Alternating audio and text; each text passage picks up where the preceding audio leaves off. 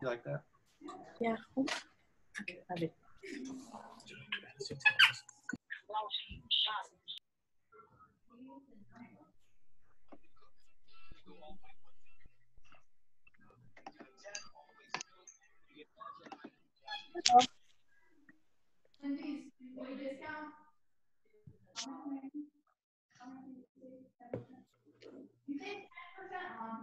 Hey, Carrie. How are you? Good. Just got off the phone with Dr. Laws. How'd that go? I heard a lot about you. Oh, God.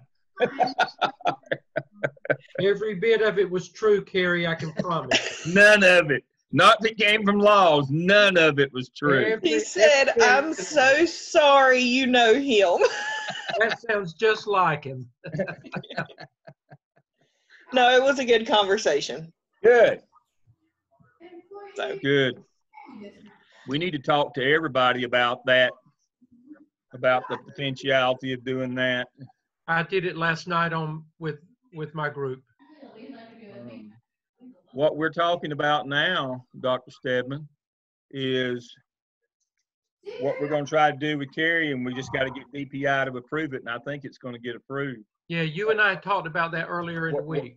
What we're going to do is, for those of you in 603, I'm going to try to, as soon as I get a formal statement back from DPI, I'm going to put it out formally.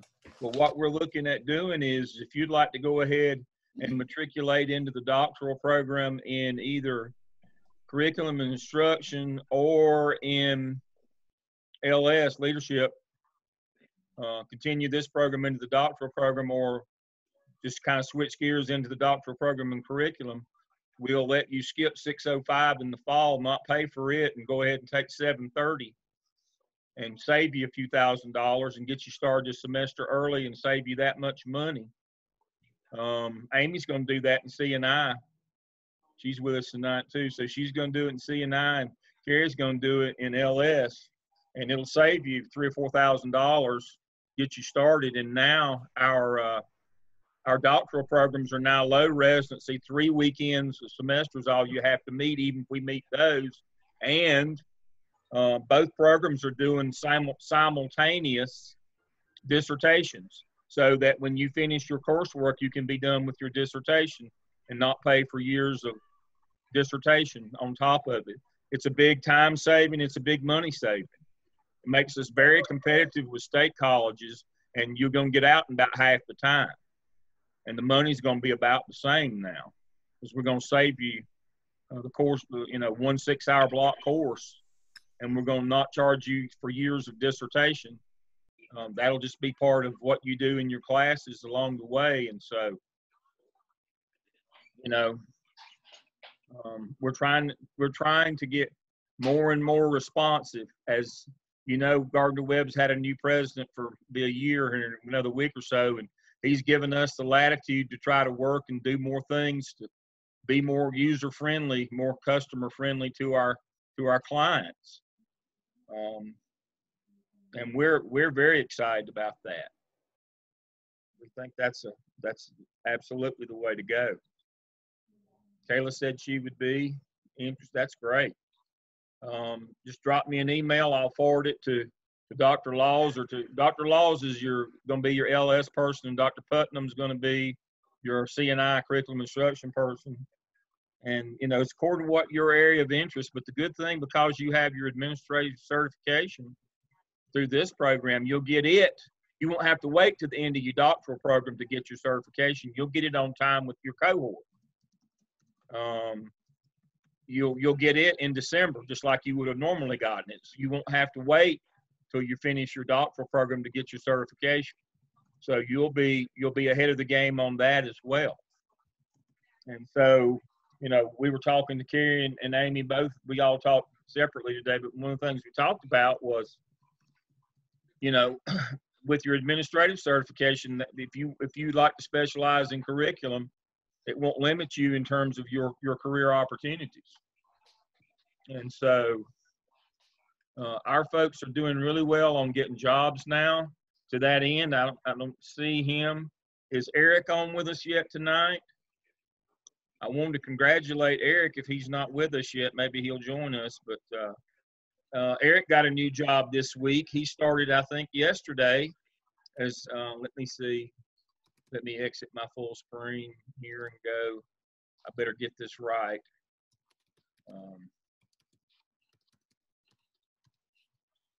There it is. I thought you might like to know I started a new position. He's now Director of Arts and Innovative Programs for Florence 1 School District. He started yesterday. So congratulations to Eric.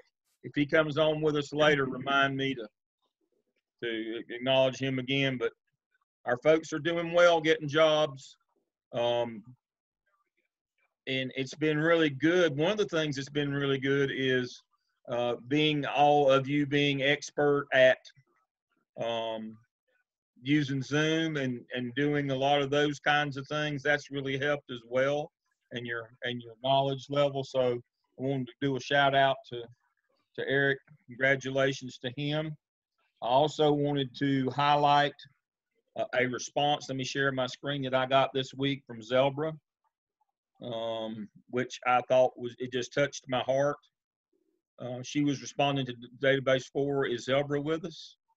I don't see Zelbra yet. I don't see her yet, but remind me if she gets on. A shout out to her. Let me do a screen share. Yes, I am here, Dr. Lamb. Well, I wanted I'm Teresa. Oh, okay. I didn't see it. So on her response this week, let me pull it up on cyberbullying. I loved what she had to say in terms of her commitment. I will encourage, I will advise, I will interview, I will do the things that you're supposed to do. And that's the level of commitment that I hope that we all have to doing the right things for our students. You know that there was a big ruling that came down this week from the Department of Education. Let me pull that up.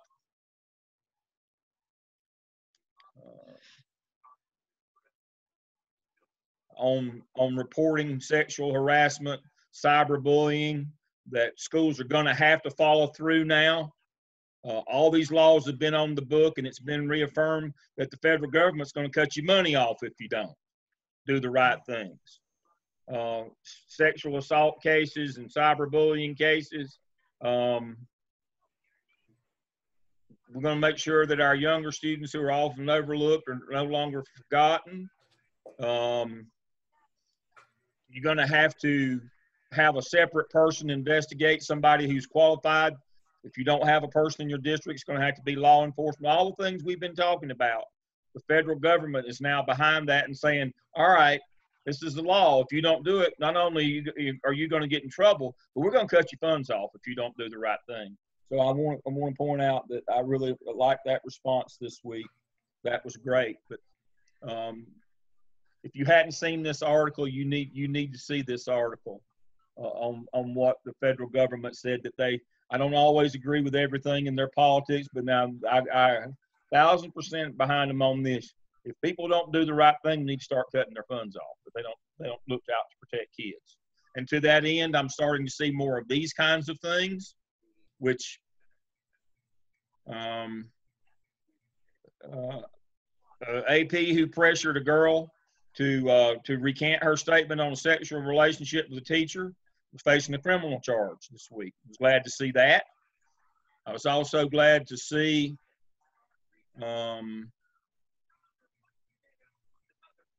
that a high school principal this week, his teaching credentials was revoked for trying to do an internal and quash and threaten and punish the victim deal. I had to let an entire administrative staff at a high school go at Charlotte a few years back.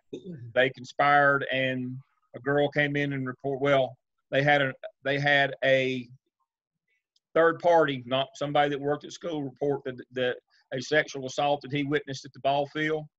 They not only covered it up, they suspended the girl who was sexually assaulted to try to intimidate her and her family from making the report to the police. So I'm glad to see that we are finally doing the right thing. I was heartened by the Supreme Court's ruling this week, which we'll get to that one. I won't get into it tonight. We're going to get into it in 2 weeks or 3 weeks on our case study about the rights of LGBTQ students. Those were affirmed 6-3 by the Supreme Court this week again. So these cases that we're doing in our activities, they're now, they're today. I told you, I'm not smart enough to have figured this out, but I go to the legal seminar and they tell us this is the hottest stuff. These are the cases that are under review by the Supreme Court. This is where the heat is right now. And so as you can see, our topics this summer have been dead on the money about what's been going on in the world. And so, and this past week about equity and privilege and, you know, all of those things and grading policy, a lot of that's all here and now. That's all relevant stuff. So I just wanted to follow up on all those. And now I have the last shout out of the evening. This is beginning to get to be scary to me. We have 32 students in our section this summer. 17 have had their OMAs graded.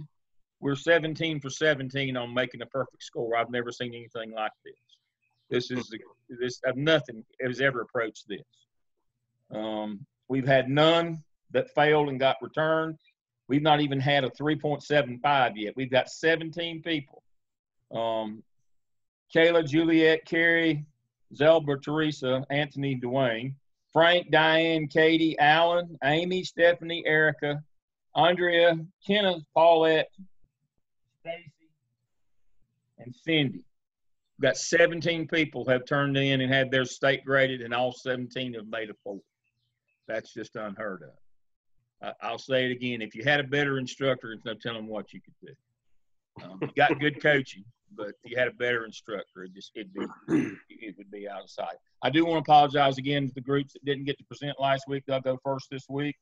I mean, next week when we do case study 2, and that's Kishlin, Kareem and Ingrid, Julia, Anthony, Megan and Nathan. They'll go first next week. I've already told them that. We just ran out of time.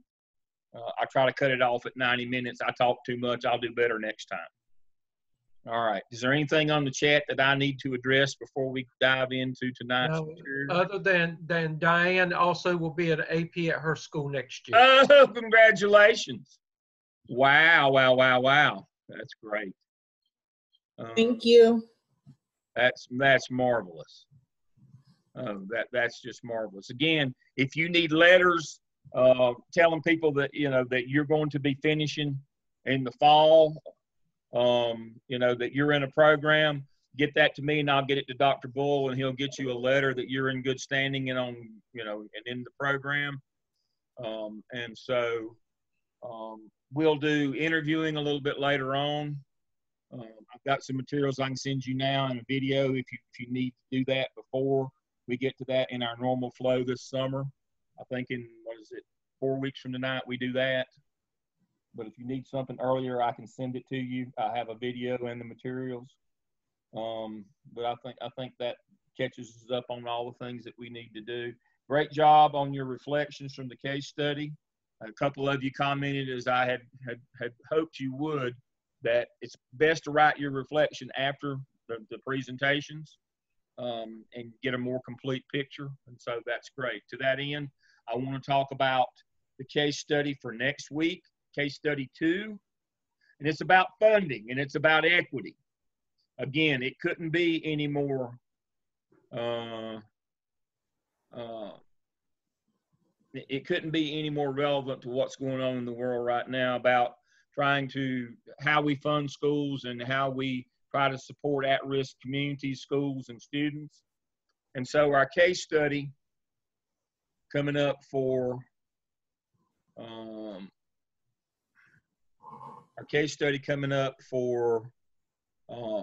next week is case study 2, and it's about an equity plan that the superintendent has for a district where he's going to start. He's piloted using local dollars. Again, always assume that this is your school district when we have these case studies in your state.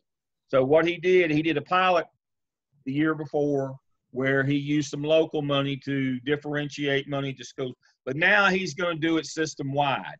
Now, what you have to understand, if we manipulate the money system-wide, that would have to include state dollars, because that's who pays for teachers. So the question becomes, is it a good idea? Is it an ethical idea? Is it a legal idea? Can you manipulate, can the local district manipulate state funds? Remember that $7,000 a year that comes to you in 10 equal installments of $700 minus your attendance rate? That can you, that's what pays for teachers. Can you manipulate that?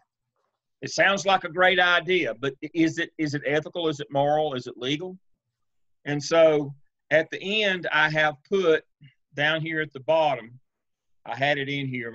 I moved it to a more easier place to find. I've got the Leandro case finding. Remember, Leandro was from 1994 to 1998. It was a national case centered in North Carolina. Dr. Stedman was actually a part of that case. He could speak to it more personally. He was actually a part of the plaintiff's side in the Leandro case, as he was the administrator in the Robeson County Schools as one of the 4 districts that sued the state. I also worked, my first job was in Hoke County where it all started. Yeah. And so Anthony works in Hoke County. He's in the class tonight, Anthony Carter. Yeah, and so I was involved for the legal team out of the Institute of Government, Chapel Hill. So we were working to support the plaintiffs. Dr. Stedman was actually one of the plaintiffs in the case. This is the national case on funding. And so there's not many advantages to being old, but one of them is we know stuff or we've done things. And so you need to read what the summation, the brief on this case from the Duke Law School. And particularly, you got to pay attention to what was held in the case, HELD, and you need to read what it says. Now, we've had a lot of people who misinterpret this. So let me kind of go over that for you. The state of North Carolina, not local districts, has the ultimate constitutional obligation to safeguard and successfully deliver every child's Leandro right, no exceptions, no excuses. Now, what that means is the state does a flat, in North and South Carolina, do flat grant funding. Now, they add some dollars. There are some Leandro dollars. There are some equity dollars. But we're talking about that base $7,000 that pays for teachers. The state says you can't manipulate that. This lawsuit, and so 4 districts sued the state that said, nope, we decide where the money goes for those teachers and that $7,000. It goes with the kid. And the district said, no, we want you to give the rich districts less and give us what, make up that with us. And so that in the end, we end up with the same amount. And the courts held that there's no constitutional right to the same amount of funding. So if you're in Charlotte, Mecklenburg, and we spend 4 plus the 7, that's 11,000 we spend on every student. If you're in Hoke County, you get the 7. So what Hoke and some of the others, Robinson said, we want you to give them 9, give them 5, they'll add 4, and they'll end up with 9. You give us 9, and we'll all end up with 9. What was held in the Leandro case is, nope, the 7,000 can't be touched. If you want to put 4 with it, fine. If you don't have anything, we'll try to get you some money. That's how we got the state lottery, was trying to get you some money to go along. But you can't manipulate the $7,000. The per pupil cannot be manipulated. It may sound like a great idea. It may be the right thing to do. It may be the moral thing to do, but it is not the legal thing to do. You need to read through this. Not only is it said the state will not manipulate it, it says locals don't have the authority to manipulate it either. So when the superintendent says, I'm going to create an equity plan that moves resources around to different schools throughout the entire district, the state says you can't do that. Locally, you can give a little extra money to low schools, but you can't take our money and do that because that's teacher positions. And if you do a district-wide, it would have to include teaching positions, as you know. And those are paid for by the state, except for your federal teachers. Title I, EC. And you know you can't manipulate those. I shouldn't even have to tell you that. You know when federal dollars come, it better be spent exactly as they say. So you can't manipulate your federal teachers, The state says you can't manipulate their teachers. So understand what Leandro said. Now, there is a little bit of money that comes from the lottery, just a little bit, and there's a little bit of Leandro equity money that comes to school. If you've got some disadvantaged children economically, but it's not anything like you could mount an entire district equity plan with, because that involves teaching positions, both federal and state paid. Can't touch those. What's this for? So make sure that you read this and understand it sufficiently. If you have questions, email me. But every semester I have folks who misinterpret this and who think this is the best idea ever. Well, yeah, it is a good idea. It's just not a legal idea. So make sure you understand that before we get into this. All right, anybody have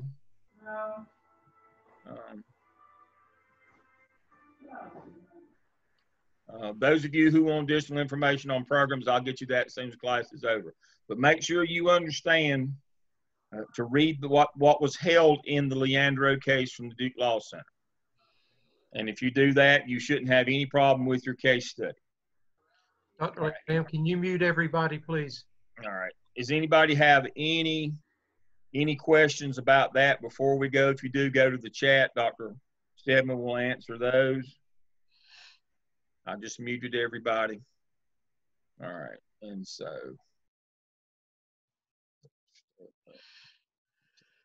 all right. So that covers that. So tonight we want to talk about our assignments. I want to get to those. Let me get to that right quick on discussion board. On harassment and bullying, you've got to make a commitment to involve law enforcement.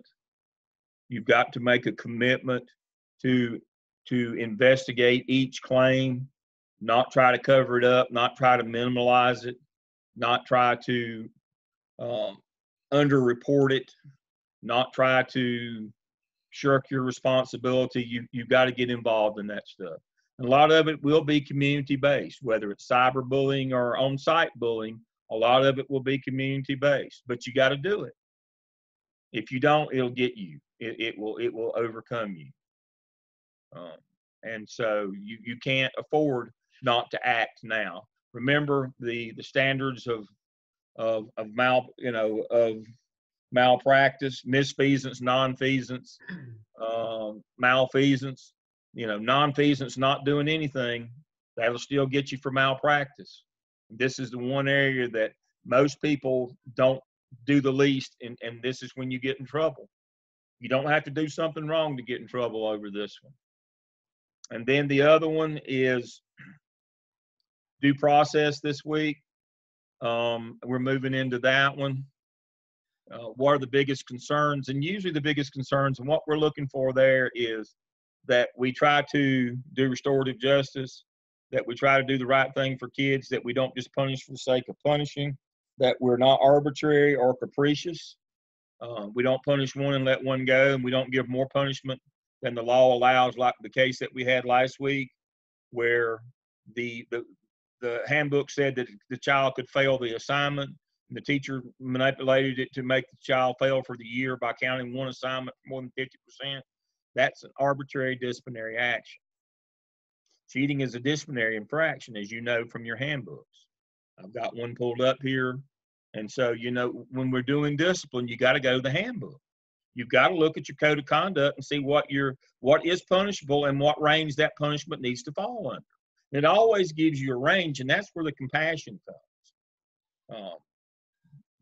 You've got to check your biases at the door. It can't be that certain groups of kids, certain subgroups get the least punishment every time, and certain others get the most in the range every time. You need to keep a running record of what you're doing so that you can look at that. I used to keep mine even before the days of computers on a yellow pad. And I would go back and look to make sure that one kid come in, I gave him the minimum. The next kid came in, I gave her the maximum. You know, you've got to work on your consistency. And consistency in legal terms is definitely, that's arbitrary and capricious. Arbitrary, am I punishing some kids and not others? And capricious is, am I punishing some more than I should be? And that's what you're really looking at. And to do that, you've got to follow your code of conduct from your school. Again, you've got to know what infractions are. So if we look at, let me close some of these things here. So again, you've got to look at your code of conduct that has all of your policies in it and gives you your range of punishments. You've got to look at the state handbook. This one and this one.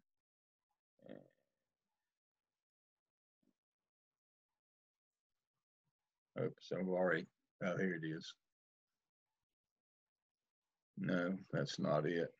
I had it pulled up a minute ago. I'll pull it up. You've got to look at the state disciplinary data manual. Make sure that you're following all the policies in there. Let me pull that up again. I had it up. I'm sorry. It went away. As you can see, I just had it up. And here it is. Make sure, and this will, if you've not had a law class, like with us, you know, like we're having this summer, it has much of the things that I'm covering this summer are addressed in here. All the policies on violent offenses and acts of crime, and it has policies on civil rights. Has zero tolerance is addressed in here. What has to be reported is in here. What has to be reported to law enforcement. It has a section on bullying. It has a section on cyberbullying. It has a section on how to report. It gives you scenarios. That's what I'm talking about. Here's examples. How to report bullying. Here they are. What you have to do. I mean, all these things are in this state manual.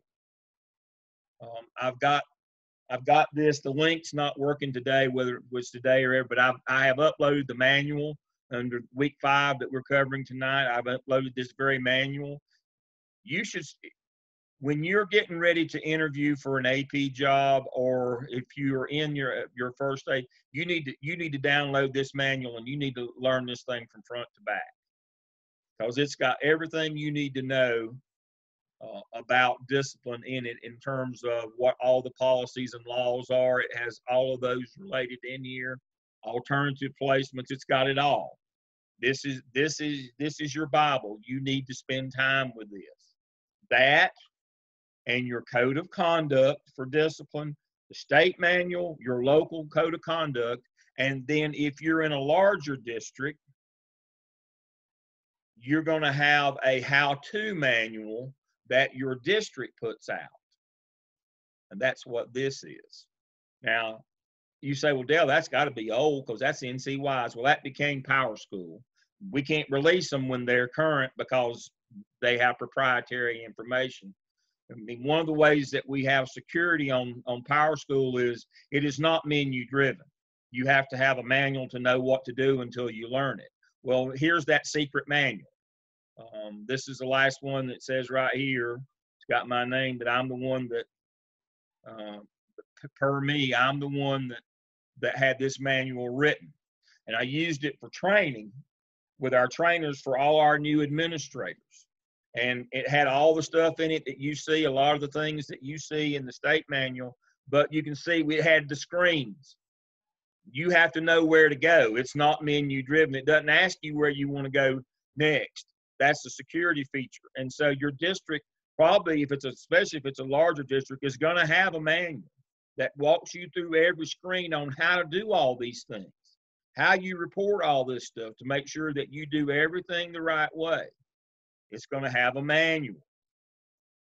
So those are the 3 things that you need to find. If your district has a manual on a how-to manual on how to upload your disciplinary data, your code of conduct that gives you the range, and then the state manual on everything that you have to address from state and federal law. Those are the 3 documents that you need to make sure that you have and you know what you're doing when you start this. Now, it looks like a daunting task, but after you work with them for a few minutes, you begin to see that much of the information is shared. And once you work through it a time or two, you can pretty much learn how to enter incidents in PowerSchool. It's not nearly as hard as it looks. But understanding that you can't generate the official paperwork on a kid until it goes into PowerSchool. You can't make up and bootleg your own paperwork. It has to come out of PowerSchool. So you have to learn how to input that data. That's one of the things that I talk about when you're interviewing for an AP job. You know, you need to acknowledge with your especially if you're in the principal interview with the school's principal, you know, I've seen PowerSchool, but I've only seen the teacher portal, or they let me look at it when I was an intern. But I know that I've got to learn that quickly so that referrals won't, and discipline won't stack up on my desk. I understand that I'm responsible to process my discipline and make sure it gets into PowerSchool, whether I'm the one that physically enters it or I give it to a data manager. Most places now, because of the liability, make assistant principals enter their own data into PowerSchool. Right. I would highly recommend that. I would not want to be principal of a school where the APs couldn't or wouldn't or didn't enter their own data in, because according to the manual, who's responsible if it's wrong? The principal. And it says that clearly in the manual. It actually says, regardless of who enters it in, the principal is ultimately responsible. And I don't want somebody in an $11 an hour data manager job having my future in their hands. I can get my hands around the neck of an AP. You know, a guarantee is only as good as the proximity you are to get your hands around the person's neck that sold it to you. Well, that's the same way on that. If my job is dependent upon my APs getting it in there, then they're going to be the one putting it in there. So I can hold them accountable. We can't sit and point fingers at one another. It's her. No, it's you. If you process this, you're responsible to get it into PowerSchool. And you have to be trained, and you have to get a discrete login and all those things. You can't use a teacher login. You can't. It's not a teacher portal. It's much more involved in that. Dr. Lamb, the ISS coordinators many times have that responsibility to work with them as well. Yep. You can appoint anybody you want to be what the state calls the data manager. Let me go back to that. Let me go back to that again. Let me get back up here and I'll show you what it says.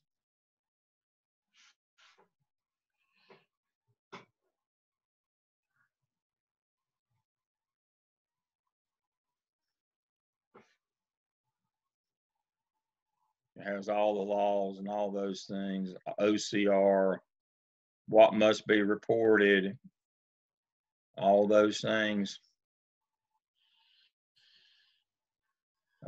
What must be reported. You should use it for everything so that you can track it. Each school should have at least one person responsible for documenting disciplinary acts and consequences, the discipline data coordinator, for the purposes of this discussion. So what Dr. Stedman is saying, sometimes folks designate their ISS person as the disciplinary data coordinator. Some people use the data manager. The school disciplinary data coordinator must be familiar with the definitions of 16 reportable acts, list of offenses and actions in the PowerSchool system. That's why I said you got to learn that manual. You're responsible to know that stuff. And the reporting guidance provided in the manual. You got to learn the scenarios. If something happens that has multiples, which ones get reported, how it gets reported. They give you all these scenarios. The coordinator may or may not be the same person who inputs the disciplinary data. However, the coordinator is responsible for data accuracy. Regardless, the coordinator should contact the LEA disciplinary data coordinator for guidance on local policies and procedures. That's why I had that manual made, because I was a disciplinary data coordinator. That was one of my jobs when I was assistant superintendent. That was one of my jobs. And so I had the manual made. You don't have to call me and ask me. This is what you have to do. I'm the umpire. I make all calls. And I'm not going to tell, Frank one thing and Alan another. It's consistent for everybody. Doesn't matter. I'm not going to make the determination on whose school it is or how much political pressure there is. Here's the manual. This is the way I want it done. Whether you're at Ardrey Kell or whether you're at Garinger, this is the way I want it done. And so that's what I did. That's why I said the bigger districts will do that. And then here's the one that's the hook. Regardless of who determines the data to enter or who enters the data, the principal is ultimately responsible for disciplinary data. Principals must be thoroughly familiar with the definitions of those things. Now, it used to say, they've taken it out, it's now just implied. If you get this wrong, it's a class 1 misdemeanor, you will lose your license. Just like I showed you that principal in New Hampshire was losing his license, he got it wrong. He intentionally didn't report. If you intentionally don't report, you will lose your license. That's the way it goes. And so if my license as principal's on the line, I'm going to make sure my APs can enter their own disciplinary data in because I'm going to hold them accountable for that. Mm-hmm. And I'm not going to put that on somebody in an $11 an hour job because they may get it and they may not. I need somebody who's got, who's committed, not just somebody who's involved. See, now, let me give you the definition of commitment versus involvement. See, this morning when I made breakfast, I made sausage and eggs. Now, the egg, the egg that chicken laid, that chicken just had involvement that laid the egg. The hog that gave up his life for my sausage, see now, he was committed. See, that's the difference in commitment and involvement. If your life as an administrator, I need somebody who's committed. This is about your future. I don't need somebody who's involved in an $11 an hour job that can go get a job at Walmart making more money tomorrow. I don't need them in charge of my future and my career. I need somebody who's committed. And so more and more and more, I'm seeing what I call the CMS model, that we train every AP and we make them responsible for their discipline. That we don't delegate it to somebody lower down, a classified employee lower in the organization. You're playing with your career. I'm not willing to take that risk. It's all about risk assessment, risk aversion for me. People ask me why I don't gamble, although I'm a statistician by trade, because I understand the risk. I understand the odds. I'm not willing. Every gambling house that I know of sets the odd, the odds up 70-30 in their favor. Why would I do that? I need somebody, why would I put my future in somebody's hands that's just involved, that's in an hourly wage job? I need somebody who's trying to make a career as well to be involved in this. So you've got to learn this stuff. There is no doubt. Do we have any questions on the difference between the state reporting manual, the local manual that says, I want it reported this way, and the code of conduct that said, here's the range. If this happens, here's the range of consequences that go along with that incident. Please remember, we report incidents, not outcomes. That's also in here. Let me say that again. We report incidents. What happened? We don't report just what happened as a result of the outcome. So if you just report outcomes, that would mean, well, I only have to report things that I suspend kids for. No, that's not true. You have to report everything that happens.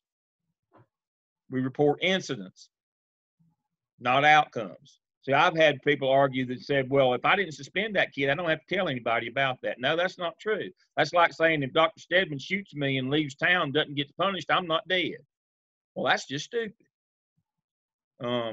I had a principal, I can't make this up. I had a principal at a high school. This is one of the more tragic stories of my career. Had a student come out at 2:15 when the bell rang, got in his car in the parking lot, pulled out a gun and killed himself. And the principal didn't want to report that because he said it happened after the bell rang. As if that kid wasn't, I can't make that. That's just the dumbest. That's my all-time dumbest one. He said, well, I shouldn't have to report that. The bell rung. What do you mean?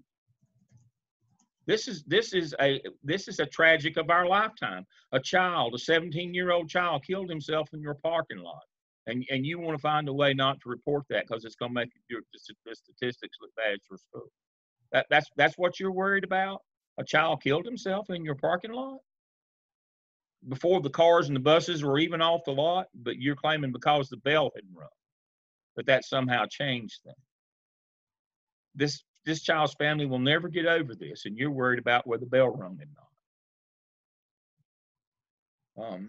And so we go back to our ethical input, our 4 paradigms of ethics: care, justice, critique, and profession. We go back to that. Do the right thing.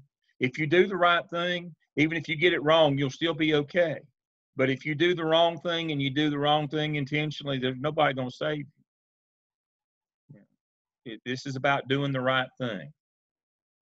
And so let me go back to this part up here. It's organized around incidents, not consequences or outcome. We tell what happened, not what happened as a result of what happened, which would be an outcome. And as you can see down here later, all the things that have to be reported, oh my Lord, everything that happens at your school should be in Power School. And then when we get down here and it talks about if it happens on your campus, on the bus or at the bus stop, you own it. Day or night, doesn't matter. You have to put in the victim type. Here are all the infractions. And here are the places where, and here are the consequence types. And so even if all you did was just have a conference with a kid, if a kid did something that's an infraction, an incident, that has to be reported. These are all the different consequences or outcomes. And it doesn't, you have to report all this stuff as, if you suspend a kid out of school. It does not say that. It says regardless of what action you took against them, action type, it still has to be reported. And so make sure that you understand, read this thing carefully, go over this thing, look at it, get an understanding of how those 3 documents work in combination: your state guide, your local guide, and then your local code of conduct. How they interact, how they intersect. They are not contradictory, they don't conflict, but understand how they work together to explain how you go about doing discipline in school. Now, just like I've told you before, and I'll be redundant, I am all the time, the worst job at your school will be the ones you get as the new AP, and it'll always be discipline. It'll always be buses. It'll always be checking the safety of your building and fire and safety inspections and fire drills and all the stuff that nobody else wants to do, and it'll always be discipline. So you better become a master at this. I was asked a question recently. Do the things that you learn as an AP help you as a principal? Well, they do. You don't do the same things as a principal, but if you don't do them well as an AP, you never get to be principal. So the notion that do you have to be good at these things, these AP things, does that help you as a principal? Well, it helps you get to be a principal. That's the most important part. If you don't do these things well as an AP, then you won't get the opportunity to be a principal. They'll end you after your first 2-year contract at 1.5 years. Understand that your first AP contract is going to be a 2-year contract. At 1.5 years, they're going to make a decision whether to re-up you or not. And if you do this badly, you'll never get the chance to get that second contract, which then leads you into the principalship. Very rarely does anybody come off of the first 2-year contract into a principalship. Usually it's during that second 4-year contract that the move is made. It's a high risk endeavor to take somebody on their first contract and move them into a principalship. You got to get that second contract if you want to be a principal. And the way you get it is you do a good job in that first AP contract. And so this is about your career here. This is how you advance. This is how you make it. All right, so let me get out of that and get back up. All right, so we've covered our weekly schedule. Looking at it, you should be getting ready by this weekend to have your skip task 1 ready. I've been getting skip task 1s. They've been great. They've been absolutely great. I've not had the first even inkling of anything I didn't like about those. So those of you who have turned those in, I want to talk to you briefly. Yep, I'm where I'm going to be about what you're going to do now. After you get task 1 knocked out, it gets really easy on the skip. I would go ahead and pull up my standard graphic organizer. I think I have it. If it's not, I'll put it in the materials folder tonight. And I would use where I could designate, I would have my long-term and my short-term, and then my recommendations for improving school administration. I would have those under specific activity, those short-term and long-term, and then recommendations for school, the things going back here.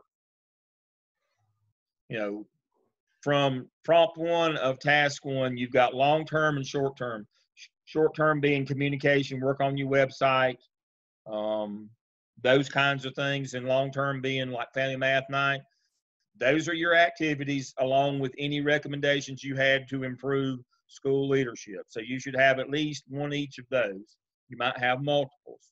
Those are the things that we need to know, the funding and the people it'll take to accomplish those. That's what we're looking for in task 2. And use people's names or their position titles. Don't just put staff, and how much and how many dollars it's going to take. And then that's going to lead you into your marketing plan, where you fill out the entire graphic organizer. So make sure you understand that and then you write your competencies, and you're done. So this is a really, really quick and fast one. So you just identify in task 2, you identify the resources it's going to take to implement the 3 things that you said in task 1, short-term, long-term, and leadership improvement activities. Now determine how many people and how much money. It's just that simple. And then you put it all together in the standard graphic organizer, like you do for every action plan that you've done so far. Purpose of the plan, and write it out and then put it in the graphic organizer. And for those of you who don't remember, the graphic organizers and it's in the AppSell and AppTell template. It's not, obviously, there's not a template for the skip, but I've given you an example. But let's go back and look at what that looks like. Let's see.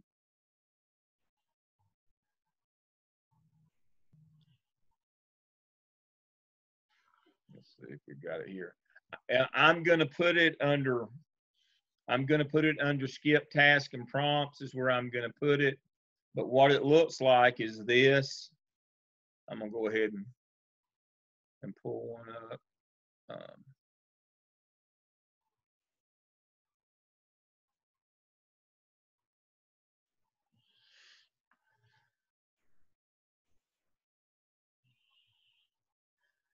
All right. So here's what you're going to use. This is the one that you're going to use for skip task 2. See how it looks? And then this is what you're going to use for skip task 3. The standard graphic organizer. And then this little one here, which is part and parcel of that one, is what you're going to use this week or upcoming week for skip task 2. So here they are. I'm going to put those under skip task and prompts this week. I didn't put them there because if I put them there before I explain it, I get too many questions. And so this is what they look like. I'm going to put them there this week. You'll be needing them. So that's what they look like. And so you can just copy those. And so I'm going to put them right here, build content file. I'll do this in the C4 section, browse my computer.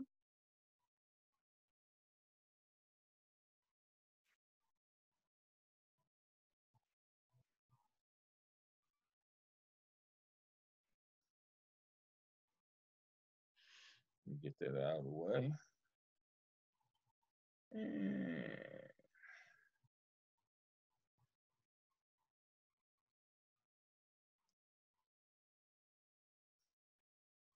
Just that easy.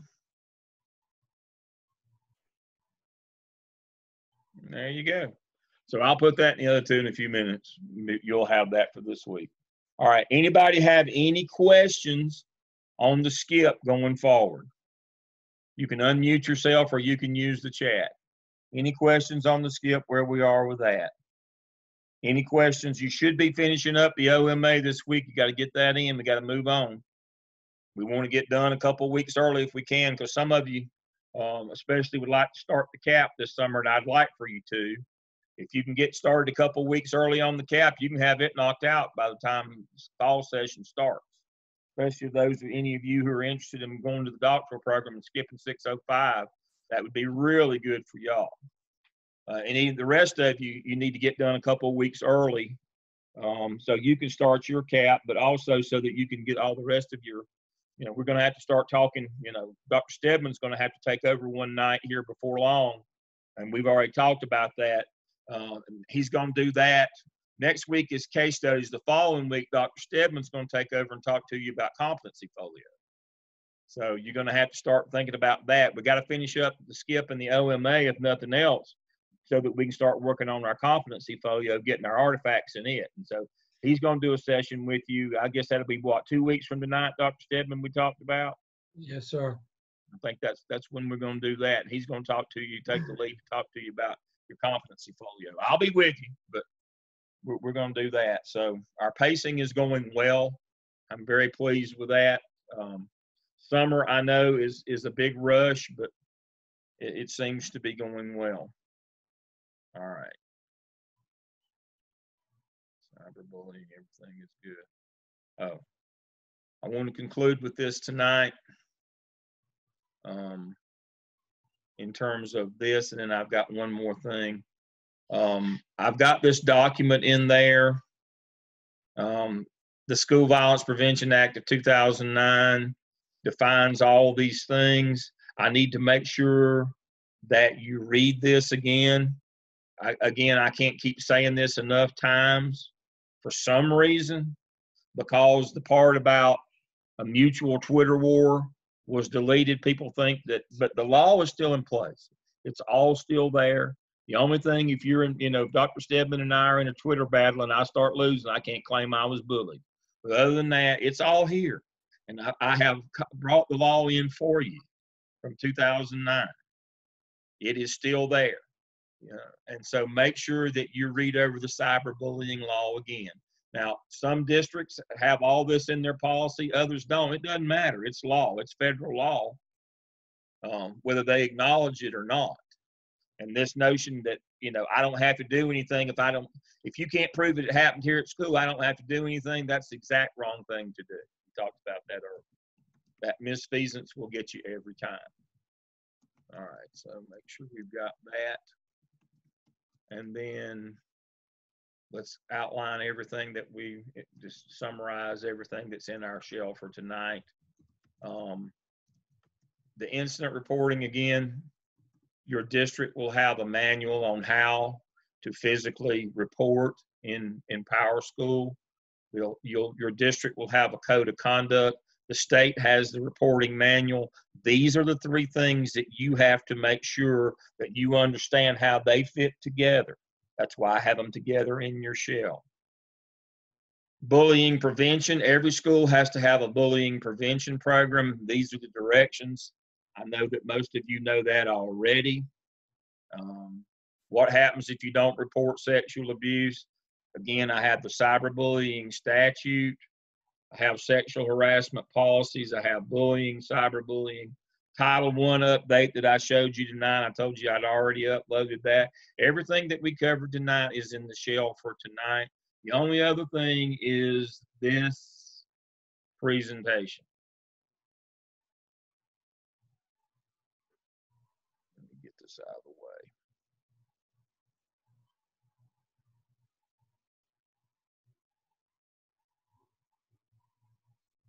It'll take a second for it to load. There it is. All right. This is presentation. It's pretty old now.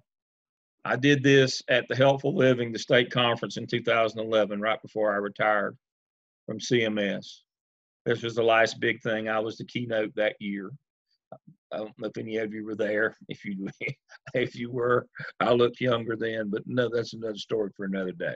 But anyway, what's important about this is I put it kind of all together for you here in an easy to use guide. If you're having trouble making sense of it, you might want to look at this presentation. Again, it's about antecedent behaviors, the big things, the little things becoming the big things. I've got, these are the linchpin activities that, that we get into that really bring violent acts to our schools.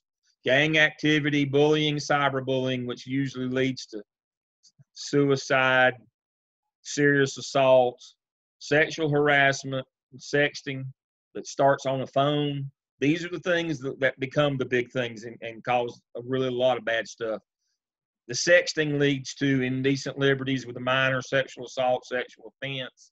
The cyberbullying, usually assault or suicidal behavior. Sexual harassment leads to you getting sued for not following through. Gang activity, that's where your drugs and weapons come in. This is the kind of the four corners of the violence pyramid, the bad stuff, the big things that happen in your school. I've got federal guidelines in here. I've got policies. I've got all the legal reporting things, and hopefully in a way that it's not short. This is 62 slides long, but it defines it all. I've got a section on gang awareness if you're having that problem. Pictures, actual gangs that we had in Charlotte, pictures of those things, stuff we confiscated, all that stuff. All the different, if you're having a gang problem in school, for some reason, we don't talk about that, but my understanding is it's still prevalent. All the federal statutes we talk about, sexual harassment, violence and cyberbullying prevention, all those things, definitions. I've pulled all the policies out for you, all the laws out for you. I've got some definitions. I've got some helping you with understanding that, understanding sexting,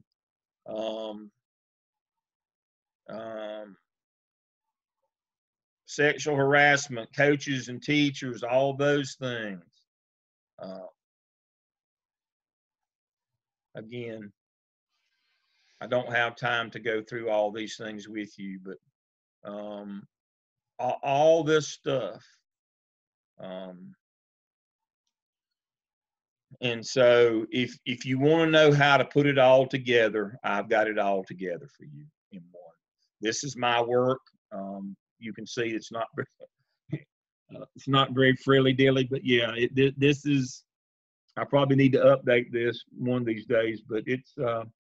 I have updated individual pieces of it along the way. I probably needed to do a whole new one, but it should have the most current stuff in it. It should be in here, and as you read through this. And so, if you want to see the big picture, it's this one.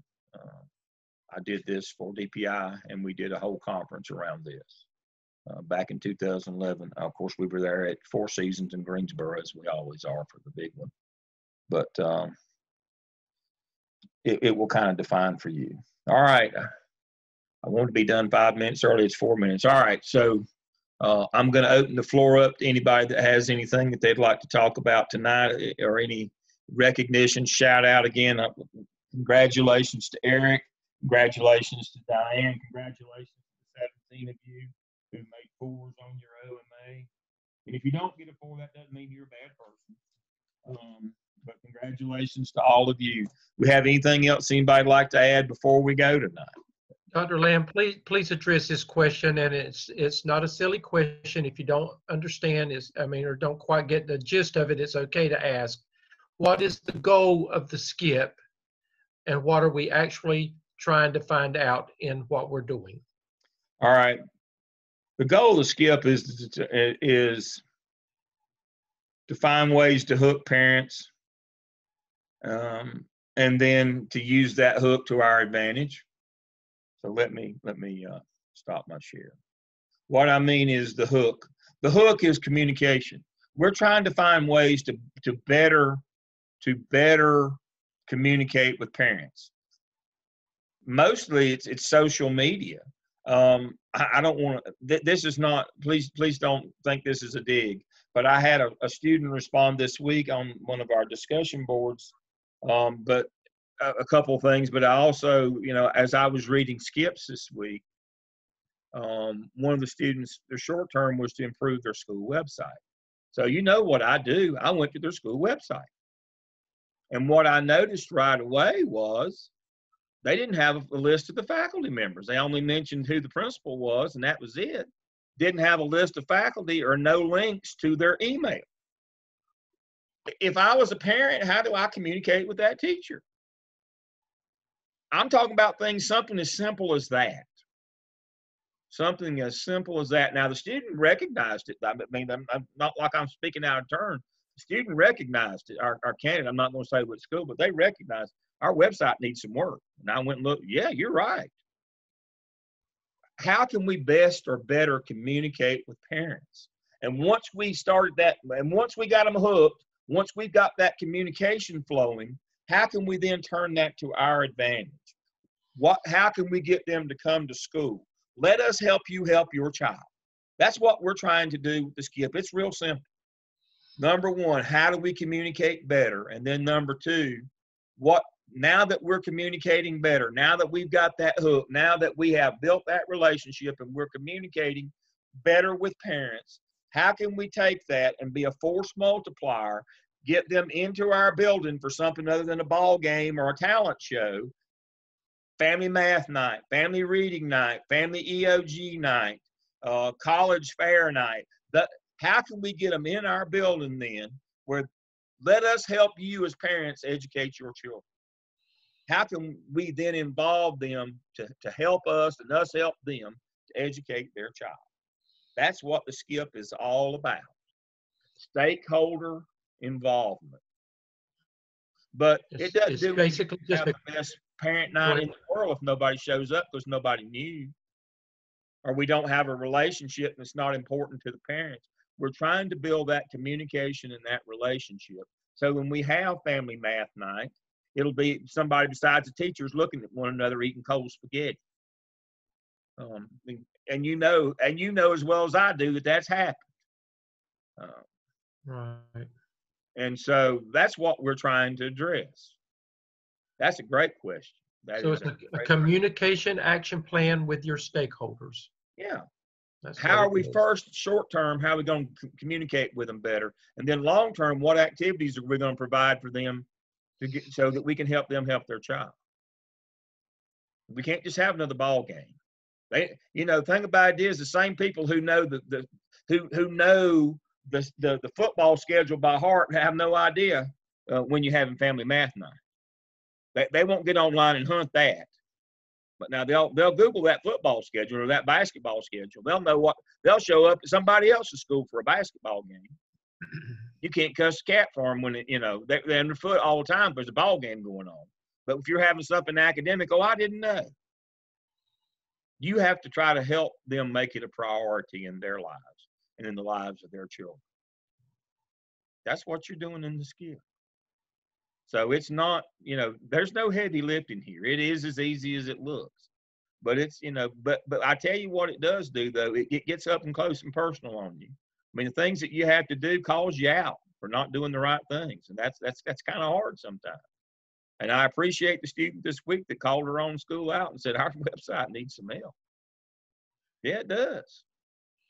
But now the person that made the website, probably that makes them mad. Well, unless they're bigger than me, then they just got to get over it. You can tackle me if you want to, but you're just gonna have to have to be grown up about this. And if you get your feelings hurt, that's just part of it. And the skip more than anything else will hurt people's feelings because it points out your weaknesses not only in your communication, it points out your weaknesses to your administration as well because you have to assess school leadership, see what kind of job they're doing. Are they putting any effort in partnering with parents and communities? It calls you out. And nothing makes me any madder than to go to, or upsets me to go to a website and see outdated information. Yeah. I despise doing that. Yep. Well, where's Carrie? I mean, we had that happen today for Gardner Webb. And so I've been, it was not even mine. It's not even ours in Mels, but I was working on that this afternoon. I went to an admissions website for Gardner Webb today, and it had information that's 5 years old. We don't even run that program anymore. Right. We've been updating our catalog every year, but the person who updated the website, they left 2 or 3 years ago, and they didn't know what they did, so nobody bothered to do it. And that's what we're talking about, that kind of stuff. You got to make it your point as principal. You can't just say, well, whoever our webmaster is for the school is going to make sure all this stuff is there. No. You know, I hate to say this, and again, I don't want to throw the school under the bus that I was referring to, because I really support that school. I support what they do. They're non-traditional, and I really support what they do. I think they're wonderful.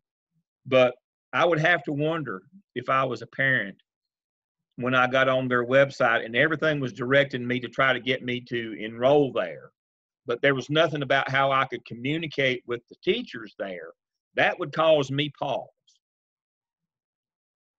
I'm kind of different though. When I go to buy a new vehicle, I don't buy it according to the brand or the salesperson. I buy it based on how good their service department is, because I'm going to buy the service contract, the extended warranty, all that.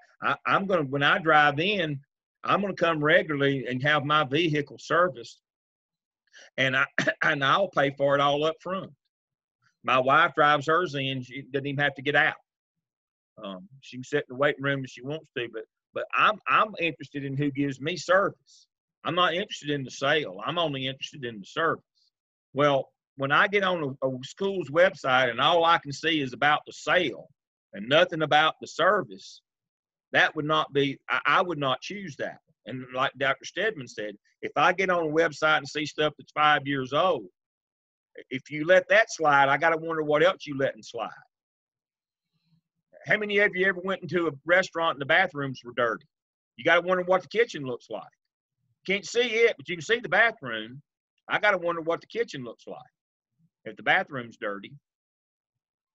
If I go to a new place, before I even order, guess what I do?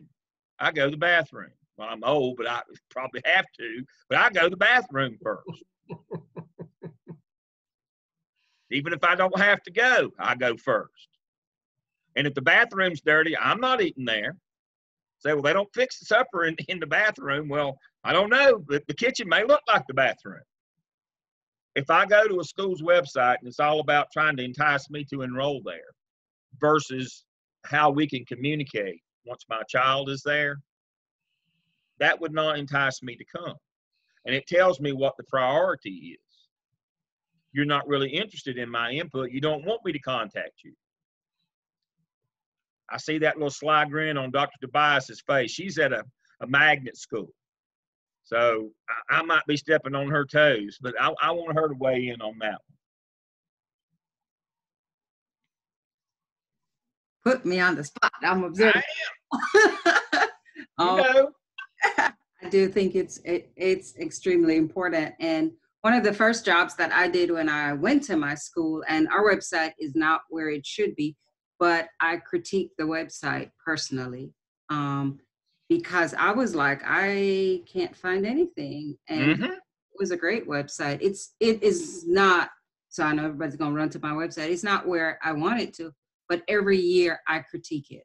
And I tell, and the webmaster, the lady who does it, I know she does not like it, but but that's part of my job, I believe, is to absolutely our house. It is like a restaurant, and our house needs to be well. And I don't have a problem critiquing my own house. But that's exactly right.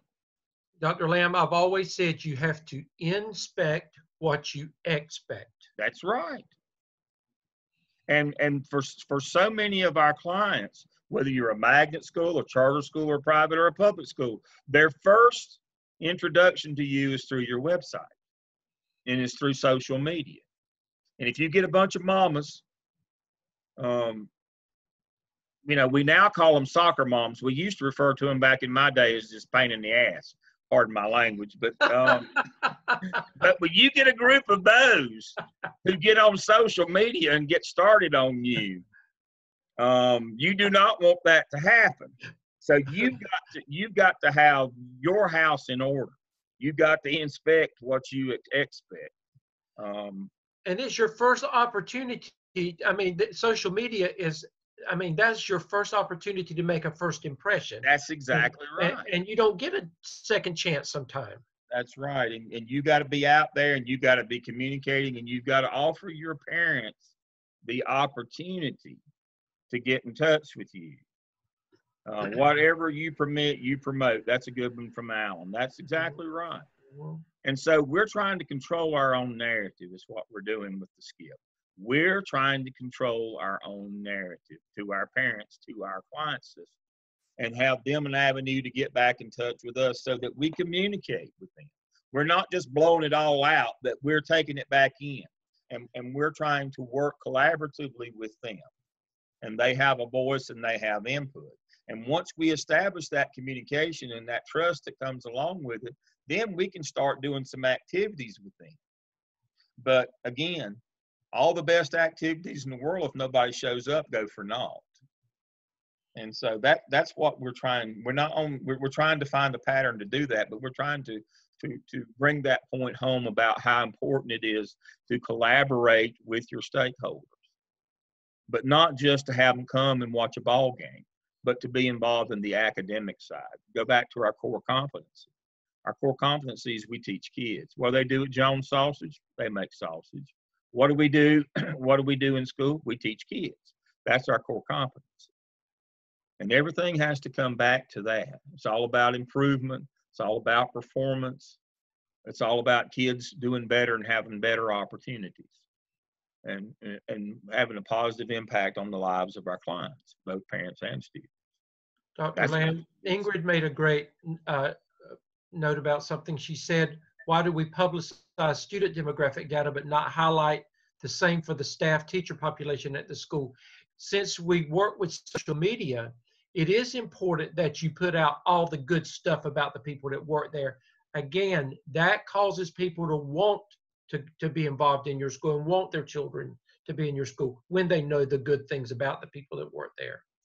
So you would want to put that out on your website and let it be a part of social media for your school. Yeah, unless it doesn't look favorable for you. Right. That may be why you do that. I mean, but you only want to put the good stuff out there. Yeah. Yeah. To Ingrid's point, I looked at a website, not one of our students. I was doing some work this week and doing some recruiting in the doctoral programs, and I was on a website of the school, and I thought, I don't know if I'd have showed that or not. The demographics didn't look anything of the faculty didn't look anything like the student population. I don't mean at all. I mean at all. And I thought, ooh, that's the first thing caught my eye. Their demographics, I mean, and their faculty and student demographics were polar opposites. And so that's one of the reasons sometimes we hide things, because we don't want to point those things out. Well, if it looks bad, that means it is bad. We ought to do something about it. You know, and doing something about it ought not be we don't put people's pictures on the website. That's not to do something about it I'm talking about. Maybe we ought to take that into our hiring practices. And Dr. Lamb, a lot of this will be addressed when they get to the CAP next semester. Yeah. That is you look at the cultural aspects of your school, all of that, Ingrid, that's a good point, because this feeds right into that. And those are things that you address. And when you look at the action plan, those are some very direct things that you can discuss in your action plan if the disparities are there and things don't look right. Well, the OMA starts calling people out. You know, we got to have the right people teaching the right classes. All of a sudden, then the skip starts calling you out, gets up close and personal about the relationships that you have or don't have. And then, as Ingrid has pointed out, maybe it's intentional that the website doesn't have the stuff, because we're going to slide into, it's going to even get more uncomfortable in the CAP, because the CAP's going to start getting up close and personal about your personal behaviors as a school. You're going to have to look at time, facilities, resources, school leadership, and teacher leadership. You're going to have to look at those along with some other things, and you're exactly right, to try to improve the culture and climate of your building. People, so that people will be better for the people that work there and the kids that go there, but so that the community will want to be a partner of yours. Right. So that's what we're talking about. This starts getting a little more personal and a little more real now. It's not just an academic assignment now. This starts getting into some of those kinds of things. And I have to wonder, maybe I'm just a naturally, maybe some of this sneaky stuff I suspect people of, because that's what I do. Maybe that's it. Maybe I'm just not a good person. But I usually think that most times there's a reason why people do or don't do the things that they do. But most of the time it's not just accidental. That maybe they turned that button off because they didn't want people to see what they were ashamed of. Well, if you're ashamed of it, do something about it, other than turn the button off. That's not what we mean. It's kind of like the assistant principal got hired at one of the high schools in Charlotte, and they told her to, cut down on the suspensions. What they meant was get teachers out of the room, supervise the hot spots, don't let kids run in the hall. What she thought they meant was just don't report the suspensions. She said, I got the suspensions down.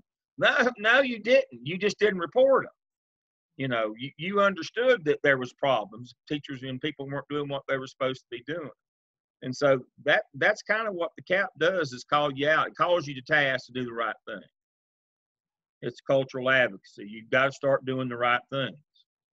If you're ashamed of what your faculty looks like in terms of their diversity or lack thereof, don't just turn the button off. Get out and do something about who you hire.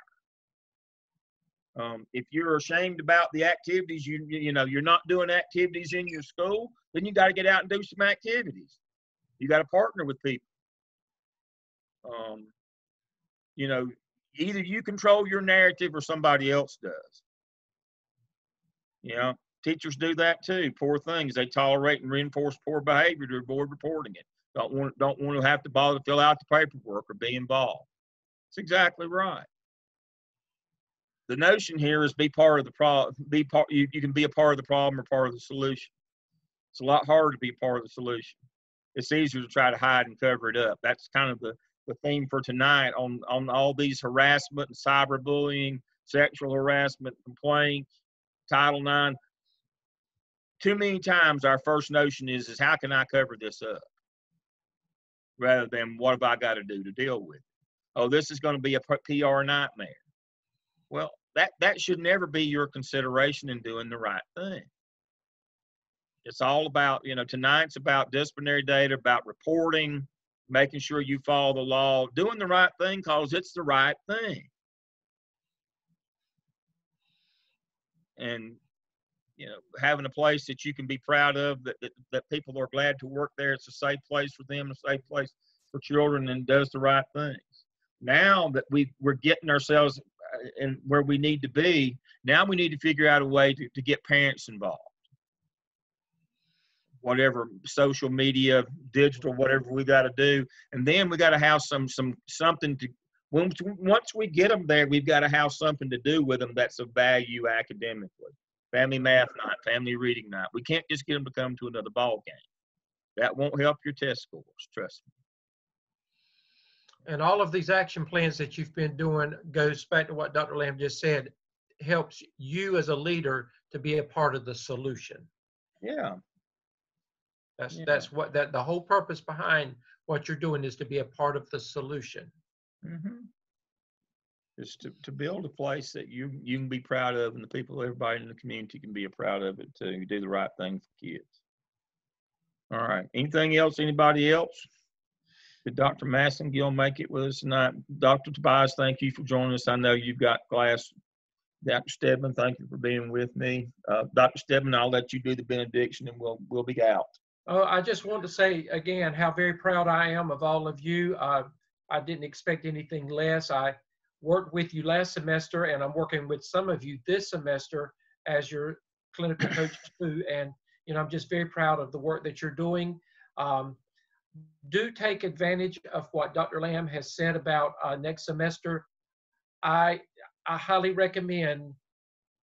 There's not any of them I wouldn't recommend to be able to go on and do that, Dr. Lamb. So I hope that you get a lot of takers on that opportunity. All right. I appreciate it. Everybody have a good week. Case study 2 next week. I'm excited. See you then. Everybody, good night. Thank you. Good night.